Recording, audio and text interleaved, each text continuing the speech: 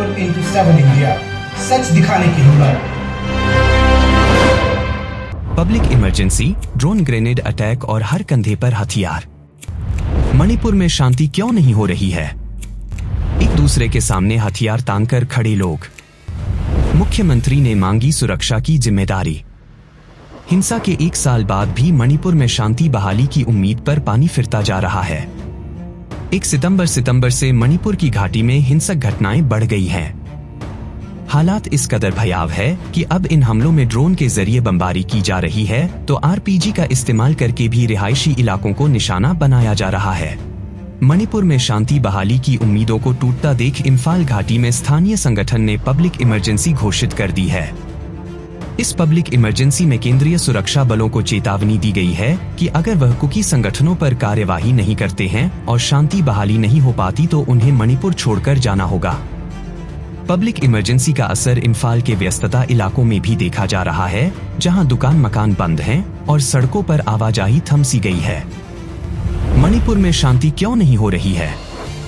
इम्फाल की रहने वाली रतन पूछ रही हैं कि तमाम कोशिशें के बाद भी मणिपुर में शांति क्यों नहीं हो रही है और राज्य सरकार के साथ साथ केंद्र सरकार क्या कर रही है।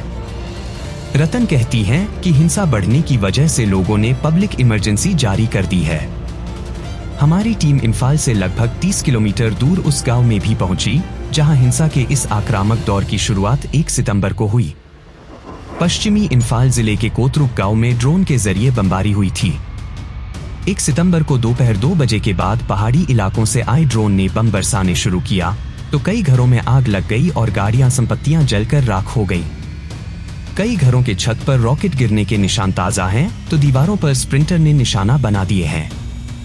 मकान जल गए हैं तो लोग गांव छोड़कर भाग गए हैं। उस दिन और उस घटना के चश्मदीद लांघम बताते हैं कि कैसे 3 से 4 ड्रोन ने अनेक संख्या में बम बरसाए, जिससे इलाके में दहशत फैल गई। सिर्फ ड्रोन ही नहीं बल्कि आरपीजी का भी इस्तेमाल हुआ। पिछले साल तक ऐसी घटनाओं में देसी पाइप के जरिए पंपी गन बनाकर रॉकेट दागे जाते थे, जिनका डेरा बेहद कम होता था, लेकिन इस बार के हमले में तकनीक का इस्तेमाल करते हुए आधुनिक रॉकेट लॉन्चर गन तैयार किए गए, जिनकी मारक क्षमता काफी दूर तक है। आरपीजी से आए रॉकेट के गोलों ने गांव में कई घर बर्बाद कर दिए। हमले का असर गांव में बने आईआरबी के कैंपों पर भी हुआ। केंद्रीय बल के जवान ने आज तक को उन जगहों को दिखाया जहां रॉकेट के टुकड़े गिरे। हालांकि घाटी और पहाड़ से लगने वाले इलाकों में पिछले 1 साल से बंकर बने हुए हैं, जहां दोनों समुदाय के लोग एक दूसरे के सामने हथियार तानकर खड़े हैं। आज भी यह बंकर बने हुए हैं और कोई नहीं जानता कब कौन किसकी तरफ गोलियों की बरसाना शुरू कर देगा। इस युवा का आरोप है कि हमला पहाड़ों से किया गया, जबकि यह हिफाजत के लिए खड़े हैं। एक दूसरे के सामने हथियार तानकर खड़े लोग। मिलिट्री ग्रेड दूरबीन एक हिस्से पर तैनात की गई है जो सपोर्टर का काम करती है, जिसके जरिए यह पता चल जाए कि उनके दुश्मन पहाड़ के किस हिस्से से फायर कर रहे हैं। बंकरों में वॉकी टॉकी रेडियो सेट है तो खुद के बचाव के लिए military grade bullet proof jacket helmet भी रखे हैं। मणिपुर के सामुदायिक हिंसा में अत्याधुनिक हथियारों का भी इस्तेमाल हो रहा है, लेकिन कैमरे के सामने उन हथियारों को छुपा दिया जाता है और सामने दिखाई देती हैं देसी बोर राइफल और ढेर सारे देसी कारतूस। इन गांव में जगह विलेज डिफेंस फोर्स के नाम पर हथियारबंद युवाओं ने मोर्चा संभाला है, तो कंधों पर मिलिट्री ग्रेड स्नाइपर राइफल भी दिखाई दे जाएगी।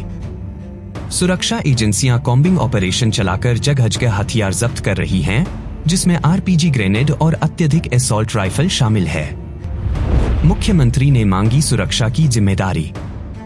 उधर मणिपुर के मुख्यमंत्री राज्यपाल से मुलाकात कर चुके हैं और मांग कर रहे हैं कि राज्य में सुरक्षा की जिम्मेदारी और शक्तियां उन्हें वापस दे दी जाए, क्योंकि फिलहाल कानून व्यवस्था और सुरक्षा की जिम्मेदारी केंद्र सरकार ने गृह मंत्रालय द्वारा नियुक्त किए गए सुरक्षा सलाहकार को सौंपी है। ड्रोन के खतरे को देखते हुए मणिपुर में केंद्रीय एजेंसियों ने एंटी ड्रोन सिस्टम भी तैनात कर दिए हैं, लेकिन हिंसा का दौर जो शुरू हुआ है, इस पर लगाम कब लगेगा, इसका जवाब फिलहाल किसी के पास नहीं है।